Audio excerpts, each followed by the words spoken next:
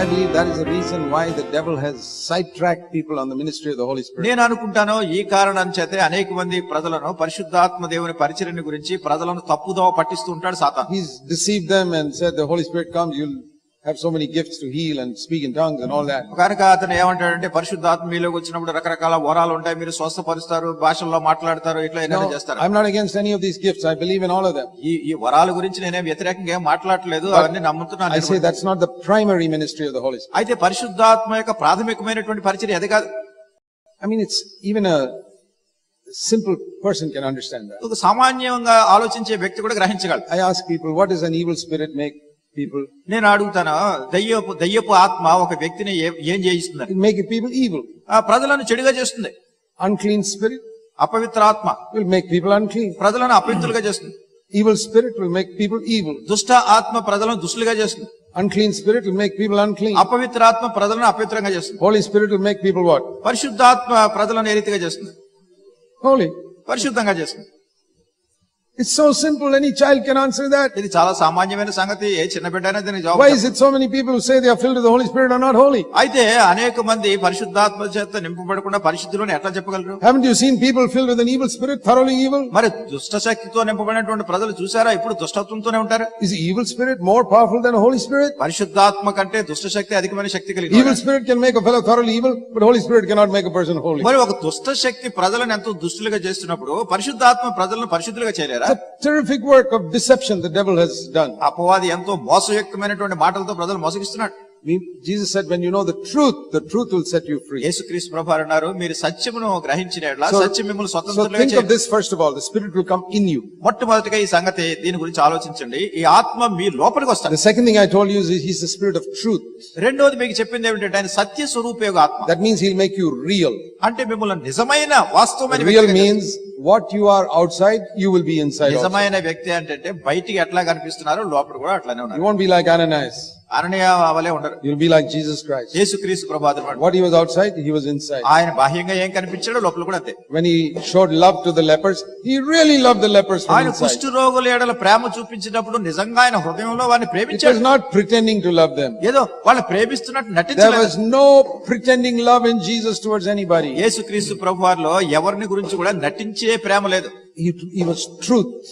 ఆయనలో సత్యం ఉంది. You know, the Bible says in John chapter 1, John chapter 1 verse 17.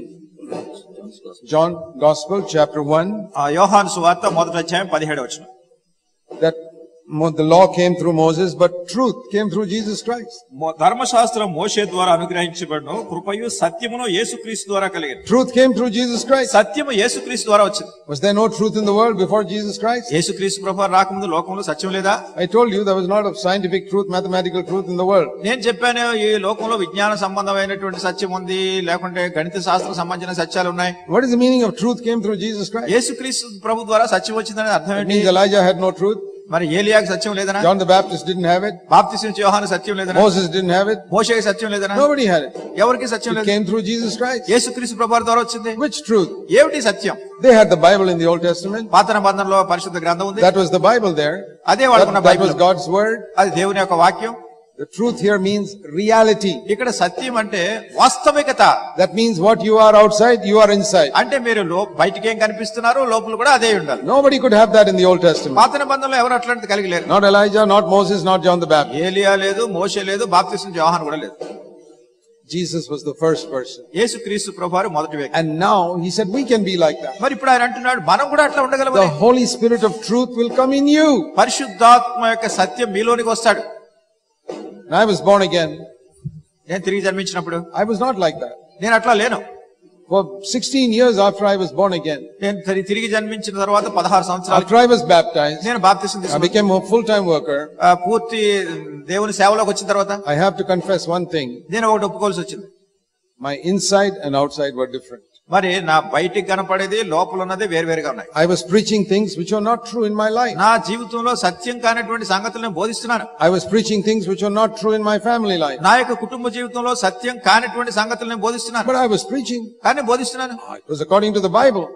దేవుని వాక్యాన్ని అనుసరించి. It was truth according to the Bible. అది దేవుని వాక్యాన్ని అనుసరించి సత్యమే. But it was not truth according to my life. అయితే నా జీవితాన్ని అనుసరించి సత్యం కాదు. I got so tired of this. దీని గురించి నేను అలసిపోయాను. And one day I said to the Lord, ఒక రోజు Lord, ప్రభువు, I am a hypocrite. ప్రభువా నేను వేషధారిని, I don't want to continue preaching like this. నేను ఎట్లా బోధించడం నాకు ఇష్టం లేదు. I'll give up preaching and just sit at the back of the church and be a just ordinary Christian. నేను బోధించడం మానేసి చర్చిలో వెనకాల ఎక్కడో కూర్చుని సామాన్యమైన క్రైస్తవునిగా ఉంటాను నేను. That is really was my desire in 1974. 1974 సంవత్సరంలో నిజంగా అది నా కోరిక. I said, I will continue to serve you if you do one thing for me. మరి నేను నిన్ను సేవించడం కొనసాగిస్తాను, ఒక్కటి గనక నా జీవితంలో చేస్తాను. Only one thing. ఒకటే, I don't want money, I don't want honor. నాకు డబ్బు అక్కర్లేదు, ఘనత అక్కర్లేదు. But I want my inner life to be exactly the same as what I preach. నా ఆంతరంగికమైనటువంటి జీవితము నేనేదైతే బోధిస్తున్నానో దాన్ని Must be అనుసరించేదిగా ఉండాలి. no difference, not even slight difference. దానికి దీనికి ఏ భేదం కొంచెం కూడా కనపడకూడదు. What I preach must be my private life, inner life, everything. నేనేమైతే బోధిస్తున్నానో నా ఆంతరంగికమైనటువంటి రహస్య జీవితం కూడా That means అట్లానే ఉండాలి. what I appear in public must be exactly the same in private. బహిరంగంగానే ఎట్లా కనిపిస్తున్నానో నా రహస్య జీవితంలో కూడా అట్లానే ఉండాలి. My wife, my children must be able to testify he is the same person at home as he is in public. మరి నా భార్య, నా పిల్లలు కూడా చెప్పాలి, మరి ఈయన బయట ప్రజలకు ఎట్లా కనిపిస్తున్నాడో ఇంట్లో కూడా అదే వ్యక్తి. Can most Christians, do they have that testimony? అనేక మంది క్రైస్తవులైనటువంటి వాళ్ళ సాక్ష్యం ఉందా? You know why many children of Christians go astray? ఎందుకు అనేక మంది క్రైస్తవుల బిడ్డలు దారి తప్పిపోతున్నారు? Because they have seen their father is a hypocrite. ఎందుకంటే వాళ్ళు చూసారు, వాళ్ళ తండ్రి చూస్తే వేషధారి. He's saying one thing in the meeting and something else at home. Meeting లో ఒక సంగతి చెప్తున్నాడు, ఇంట్లో ఇంకో రకంగా చెప్తున్నాడు. And they say this is all nonsense, this religion. వాళ్ళు అంటారు ఈ మతం అనేది చాలా భయంకరంగా This is ఉంది, just to go to church. ఏదో చర్చికి వెళ్తున్నారు, It won't work in the life. వాళ్ళ జీవితంలో పనిచేయట్లేదు. God met with me, దేవుడు నన్ను filled me with the Holy Spirit పరిశుద్ధాత్మ నాకు అనుగ్రహించాడు, and granted my desire. నా కోరిక నాకు దయచేశాడు. What was my desire? ఏమిటి నా కోరికే? That what I preach must be true in my inner life. నేను ఏమైతే బోధిస్తున్నానో నా అంతరంగిక జీవితంలో కూడా యథార్థంగా ఉండాలి. Today I can stand and say that anywhere. ఈ దినాన్ని నేను నిలబడి ఎక్కడైనా చెప్పగలను. Everything I speak is true in my inner life. నేను మాట్లాడే ప్రతిదీ కూడా నాకు అంతరంగిక జీవితంలో సత్యమైంది. I'll tell you, I know most preachers, they cannot say that. మరి నేను చెప్తున్నాను, అనేక మంది బోధకులు ఈ సంగతి చెప్పలేకపోతున్నారు. They pretend to be free from the love of money, but their heart is full of the love of money. డబ్బు అంటే వాళ్ళకి ఆశ లేదు అన్నట్టుగా బయటికి నటిస్తారు, కానీ నిజంగా మనసులో మాత్రం When డబ్బు the Spirit comes in, అయితే ఆత్మ లోపలికి వచ్చినప్పుడు it's the Spirit of truth, ఇది సత్య స్వరూపే కాదు, Spirit of reality. వాస్తవికతను కూర్చున్న ఆత్మ. There'll be no difference between your outside and inside. నీ అంతరంగిక జీవితానికి బాహ్య జీవితానికి తేడా లేదు. If, you know, like, suddenly, somebody suddenly surprises you. అకస్మాత్తుగా నీకు ఎవరో కూడా నేను If they can చూసారనుకో, suddenly open your heart to see what you're thinking about, అకస్మాత్తుగా నీ గుండె తెరిచి అసలు నువ్వు ఏం తలుస్తున్నావు చూడాలనుకున్నారు, they'll see you're the same inside as an outside. అప్పుడు చూస్తారు నువ్వు బయట ఎలా ఉన్నావు, లోపల కూడా అలాగే ఉన్నావు. That is true Christianity. అదే నిజమైన క్రైస్తవత్వం.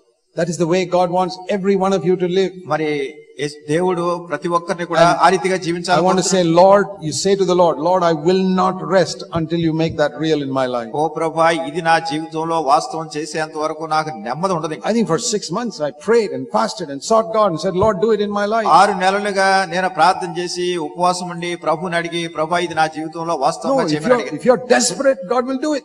మీరు నిజంగా దాని గురించి పట్టుదల కలిగి ఉంటే దేవుడు చేస్తాడు. How do you pray when your child is seriously sick and the doctor has given up hope? మరి మీ బిడ్డ చాలా తీవ్రమైనటువంటి పరిస్థితుల్లో ఉండి డాక్టర్లు అంటారు ఇంకా బ్రతుకుతారని ఆశ లేదన్నప్పుడు మీరు ఎట్లా ప్రార్థన చేస్తారు? Pray like that for a pure inner life. అలాగానే ఆ విధంగానే మీ ఆంతరంగికమైనటువంటి జీవితంలో కూడా పవిత్రంగా ఉంటారు ప్రార్థన చేయండి. Would you weep on your pillow if your child is dying in a hospital? హాస్పిటల్లో మీ బిడ్డ చనిపోతుంటే మీరు పడక మీద ఏడుస్తూ ప్రార్థన చేయరా? Yeah, now weep at night because your inner life is not like your outer life. అట్లానే మీ ఆంతరంగిక జీవితం బాహ్య జీవితం లాగా ఉండలేదు కనుక రాత్రి అంతా ఏడ్చి ప్రార్థన చేయండి. God will do something for you. ప్రభు చేస్తాడు మీకు తప్పనిసరిగా ఏదో.